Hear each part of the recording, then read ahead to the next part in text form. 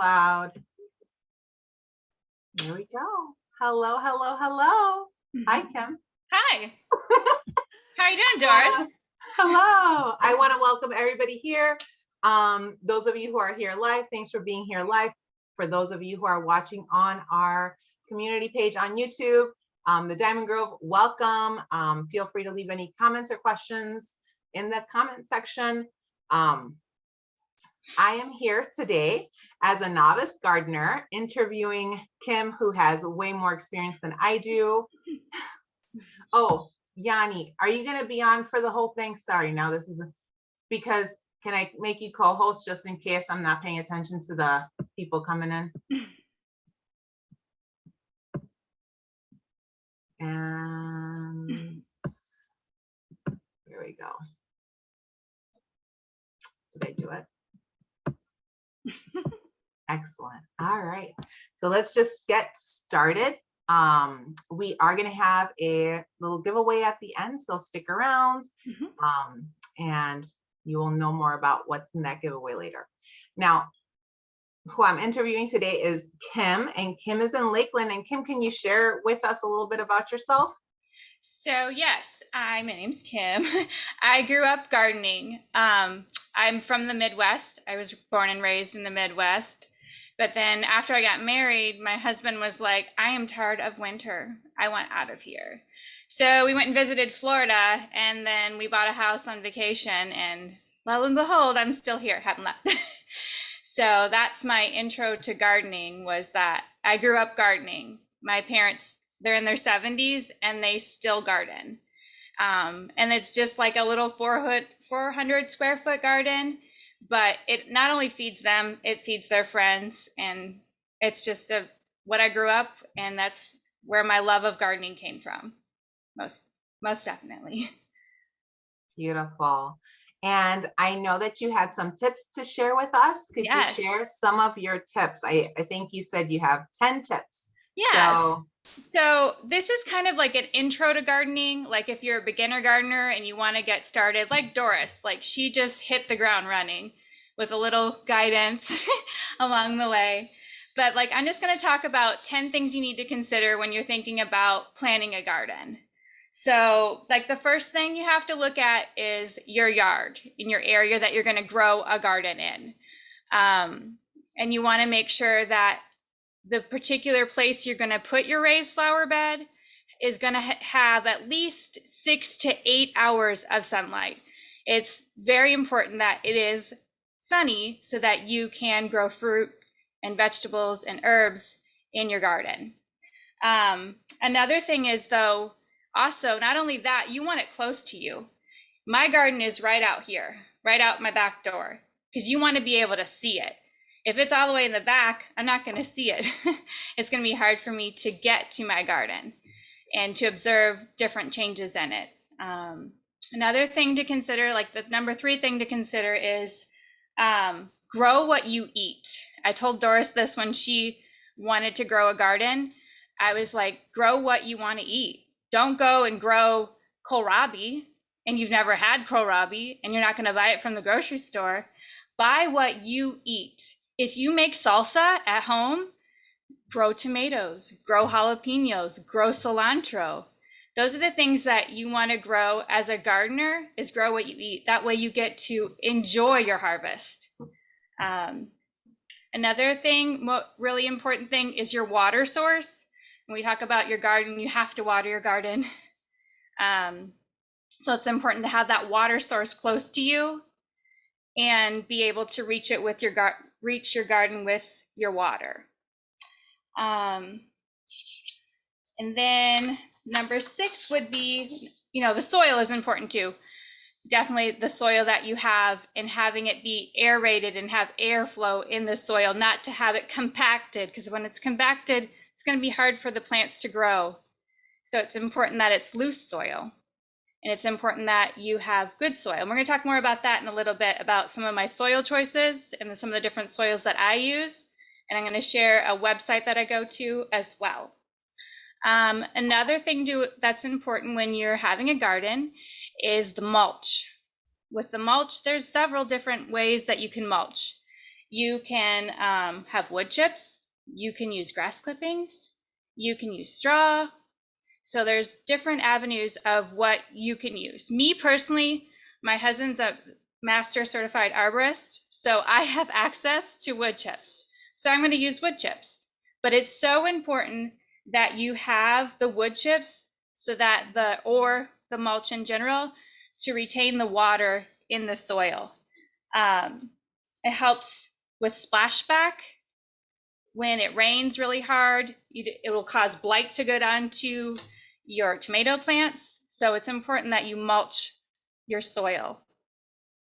Another thing is know your zone.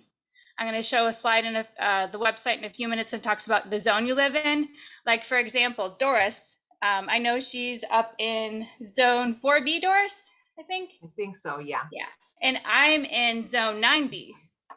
Well, she can grow blueberries and I can grow blueberries, but we can't grow the same blueberries. So that's important to know what your zone is, not only for what plants you can grow, but when you can grow them, to know your first frost and your last frost state so you can plan out your garden and growing in it. Another thing that I consider when I'm talking about planning out my garden and mapping it all out and figuring it all out is where am I going to plant it?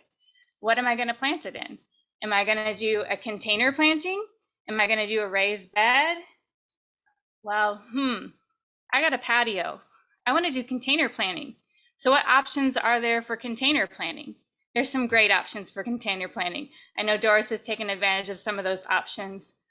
There's like the green box. There's the green stock that you can, earth box, sorry, not green box.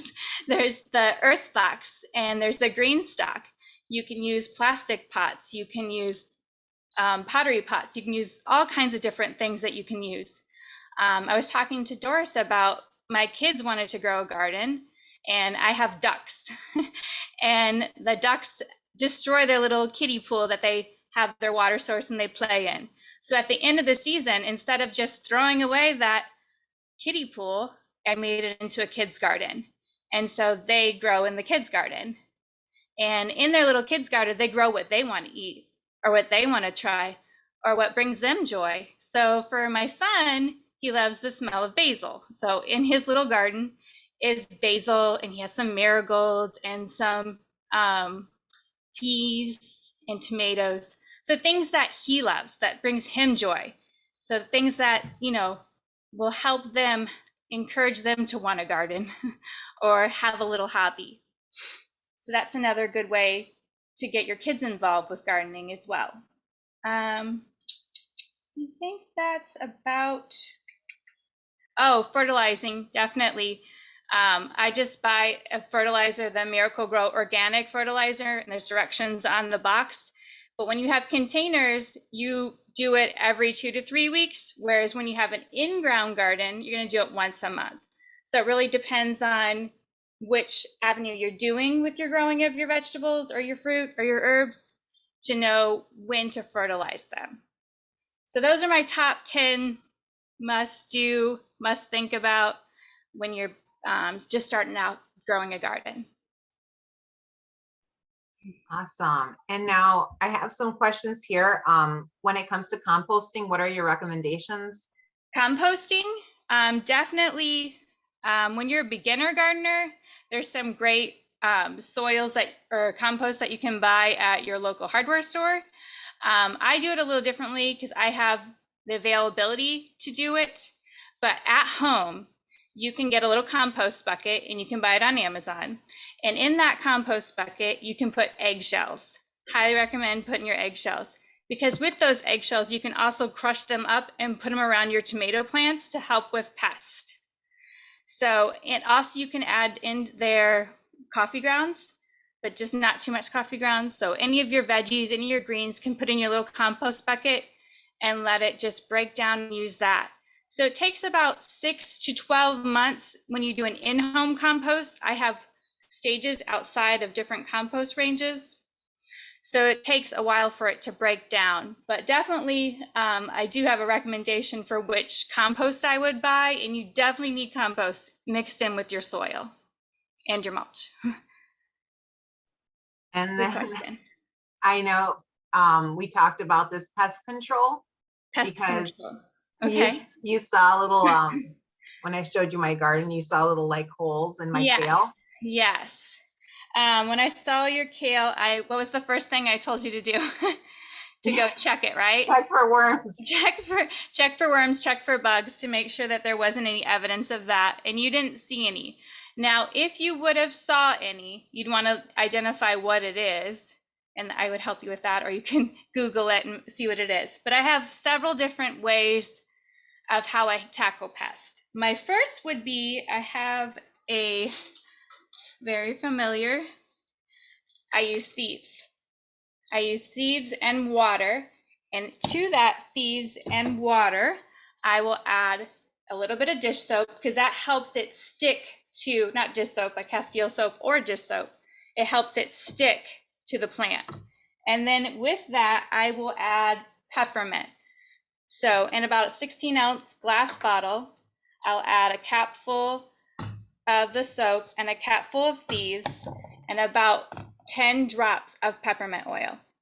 So this is like the first avenue when I see this. And when I see the pest on there, I don't go and spray it at 12 o'clock in the afternoon when it's the heat of the day. I go and spray it at the evening time. And I don't spray just the tops of the leaves. I flip the leaves over and I spray the underleaves with it too. There's other simpler ways that you can do it. You can also just do, again, the soap and the peppermint. You can just do these two. If you didn't want to use the thieves, you can just do these two. That's a good starting point. Then I have more, if it's something more invasive, then I get out another, oh, also this is good because you don't, let me go back to this. When you have a garden, you want nothing more than to see pollinators, especially right now, you'll see pollinators. And if you're using those other chemicals on your plants, that's going to kill the pollinators. Pollinators help your garden. So if you're using some of those other harsh chemicals, you're going to kill those pollinators and your garden's going to suffer too. So, oh yes, neem oil. So the neem oil is another one that I use. And again, I use peppermint in with it and just a half a capful of the thieves. So this you can buy at the local hardware store. There's also a more concentrated one. And in the concentrated one, you would buy one of those bigger spray bottles and do the same process I talked about earlier. And then a capful of this, a capful of the soap and the peppermint. You don't even have to add the soap because the neem oil, but it's definitely the peppermint is key. Peppermint is like your treasure of the garden. So those are my pest control, what I use for pest control in the garden. And another question we had was, when you're shopping for plants, do you have any recommendations? Yes, I do. Definitely my recommendation is to shop the nurseries. And what I've taught my kids, this little cool trick I'm going to teach you. My kids will, every time I go shopping with them, they know what to look for. So this is a pepper plant. So you want to look, see, this is not the most healthiest pepper plant because it's got some holes. So the first thing I did when I brought it home was I sprayed it with thieves because I was worried about what was on it. But the other thing that I noticed after when I was buying it was this. Can you guys see this? So this is a plant and this is a plant. So I'm going to get 2 pepper plants. This isn't just one pepper plant. I'm going to get 2. So I'm going to separate these 2 and I have 2 pepper plants. So when you're shopping, always look for this. It's such a game changer for growing your little garden. Then you get more bang for your buck. That's definitely one. Just look for healthy plants. You see something that's sick, you don't want to buy it. And go to the NOCO nurseries and ask the people who are working there questions. If you have questions, what do you grow? What do you like? But what's at the nurseries or at the hardware stores, that's what grows in your area, and that's what you want to bring home to grow in your garden. Awesome. And then when it comes to tomatoes, which I mean, me and Heidi are kind of just, this is new for us. do you have any tips or tricks when it comes to that? Yes, I have lots. Have you planted? I'm going to kind of ask you a couple questions. So you planted tomatoes. Did you plant Yes, them by seed or by plant? we started them by seed. By seed. Awesome. Yeah. So going back to, you planted them by seed. If you had mulch, you put your mulch down and you had your seeds down, you want to make sure that you pull the mulch away so that your plant will grow up and not be struggling to get through the mulch when you have the seeds. Because a lot of people will like, it's not coming up, Kim. It's not coming up. I don't know what's going on. I'm like, move your mulch away and you'll see it grow. So once they do, if you do get it from, let's say you buy it from, what's up there, Menards, you buy the tomato plant and this is from my garden. So there would be leaves down here. You want to pull all those leaves off. You don't want any leaves down here. And then you're going to want to grow it deep. So I would grow it deep. Okay. Then if you notice right here, you see this? Does anybody know what this is called? It's called a sucker. You're going to pull this sucker off because this sucker is going to stunt the growth of this tomato plant. And then we're going to drop this one off. I don't have my scissors up here. And then we're going to plant this down this deep, say 6, 12 inches, so that there's air and there's good roots down in the ground. And this little sucker that I pulled off, you can stick this in a vase and watch its root grow. And here's another tomato plant. Or you could stick it in the ground. But definitely, I mean, even when they're a little bit, say your tomato plant is growing, you can pull those off, stick them in water, and you have another tomato plant. That's my tomato plant trick. Love that. Where are your favorite places to buy seeds from? My favorite places to buy seeds from. I'll be honest, I just won some more seeds from another company yesterday. So they wanted me to try out some seeds for them. So I'll be interested to try new seeds from them, which I haven't tried any from them. But the 3 ones that I have been growing with for years, number 1, Baker's Creek. Everybody knows Baker's Creek rare seeds. I think Doris, when she got her big catalog, you stare at it and you're like, this is beautiful. I just want to try everything. So Baker's Creek, definitely. They have free shipping. And grow what grows in your area. That's the other thing I want to talk about. So we want to look to see what grows in Doris's zone 4B. What's going to be giving her a good harvest. So for both of us, this will work.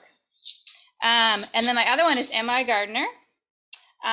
So M.I. Gardner, I love. They're like $2 a bag for I don't remember how many seeds are in here, like 100. And then my newest one is, I like my friend Yanni over there.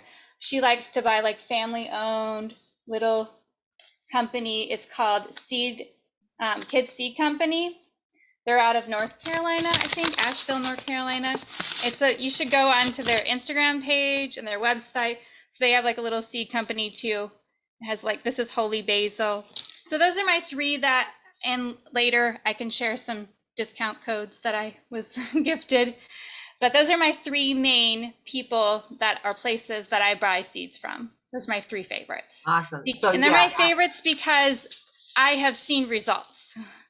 Like I personally, like these are my 3 favorites from these 3 companies. These are my 3 favorites that if you go out in my garden, you'd see them right now growing. Awesome. Yeah, Heidi just messaged me. We're zone 5B. 5B, yes. 5B, yeah. Yes. Now here's how do you store them? And then in connection to that, how long will they last? Like let's say we want to start with seeds and be like super adventurous like we were this year. So do you want to see so are you saying you want to see my secret stash, Doris? Yeah, do it. Okay. I feel like some of my other oily friends. So this is my secret stash.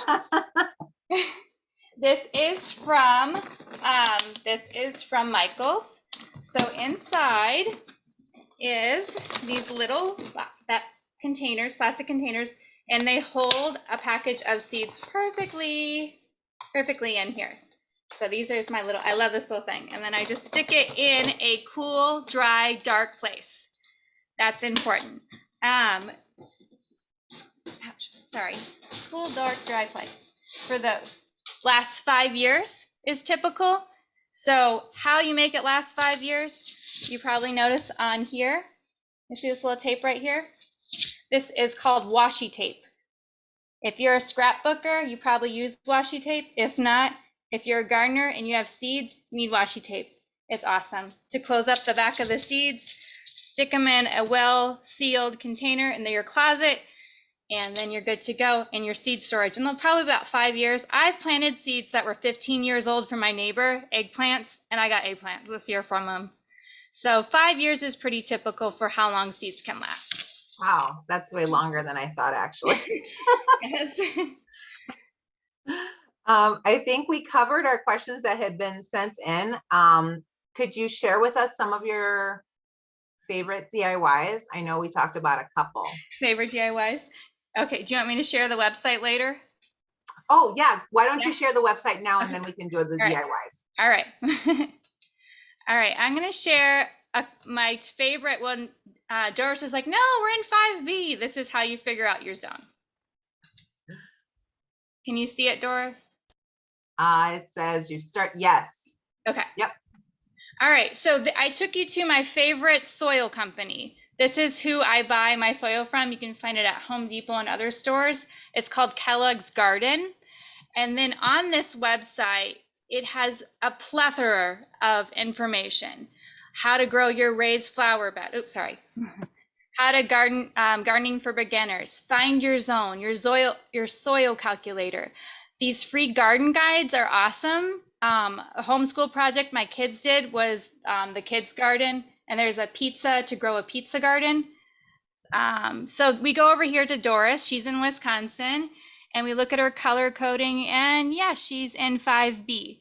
Where here I am down in Florida, and so I'm right around here. I'm in 9A, 9B, depending on the little area that you're searching for.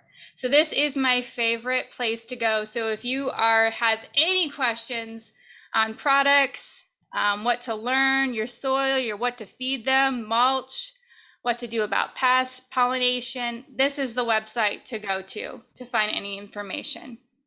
My other favorite place to go to is, if you wanted to buy a green stock, they are on sale right now. So this is where you find the green stock information. So I have 2 green stocks, and I highly recommend, if you choose to get a green stock, they're a little bit pricey, to definitely get the mover. So when you have the mover, you're able to spin the green stock around. And then the green stock, just what I've like to share with people who've asked me about it, it takes about 3 bags of soil. So when you're calculating how much it's going to cost to get a green stock, you have to calculate that it's going to cost also, to addition to 3 bags of soil. And you're not going to just use your garden soil in there. You want to use container soil. Just like when you're planting in your containers, you're not going to use the same soil. So yeah, that was my 2 little tidbits, places to go that I love to. And Farmer's Almanac too, that's another one that will help you with your zone. Any questions you have for that. So those are my 3 favorite places to visit. Thank you. Yes. And so now we can do a couple DIYs, right? Okay. We have the sugar scrub. Okay. Ooh, that's okay. We'll do that on last. and then the bug spray, right? Right. Because we already kind of went over. Oh, and if you're outside, citronella in your diffuser, definitely. My diffuser, this is my outside diffuser. Put some citronella in it.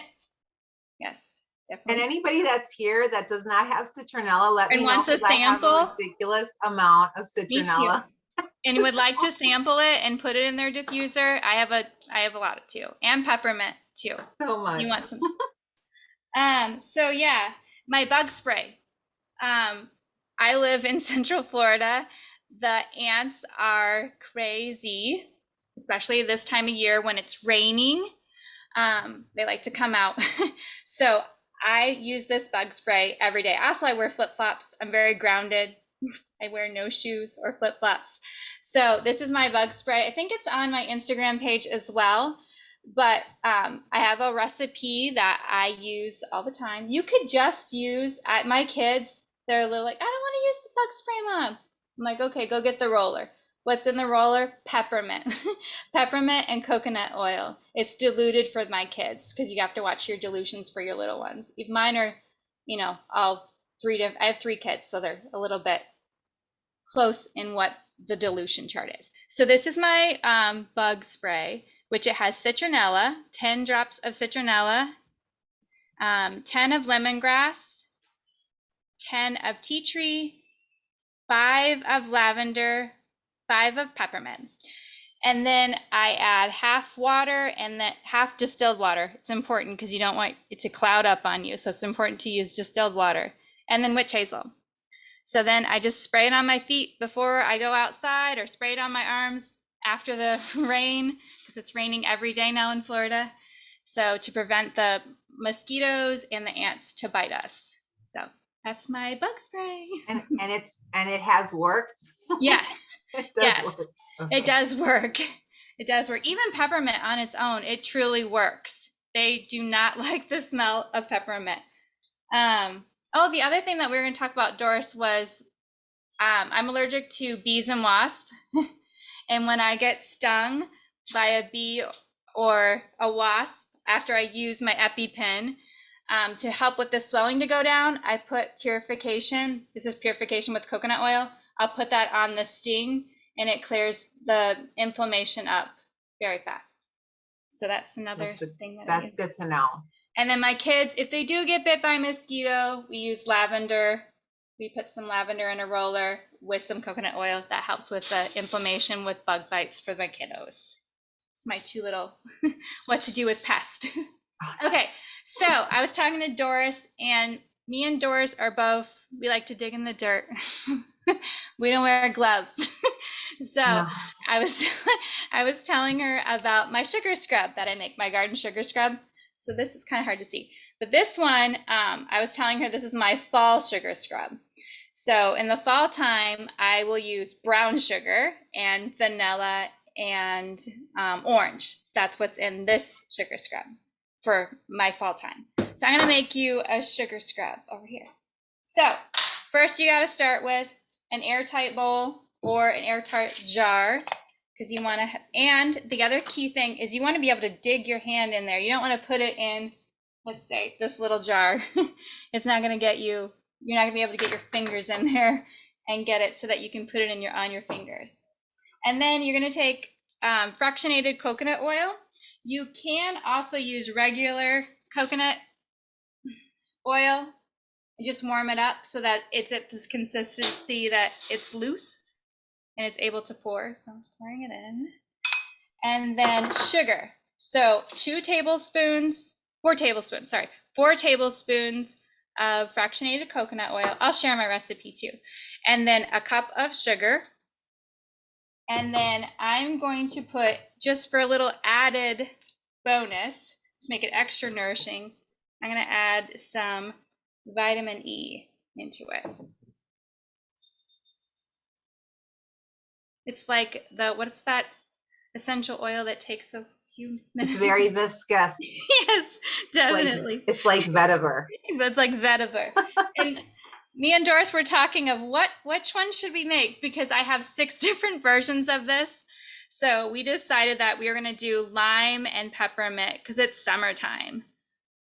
So then lime and peppermint, I put 10 drops of each. So I've got lime, 10 drops of lime. And then I'm going to put my 10 drops of peppermint.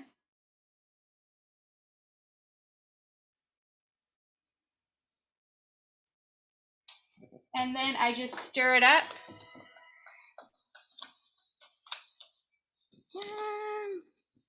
And I put my lid on it later. But then you just take it on your fingers like this, or wherever on your hands, and you rub it in. And you run your hands under warm water, and then you'll smell. It smells so lovely. My other favorite one that I like to do with this sugar scrub, because I have lavender in my garden. Oh, a trick about lavender. Doris, do you have lavender in a container? In like a bottle? No, like in outside growing. No, No?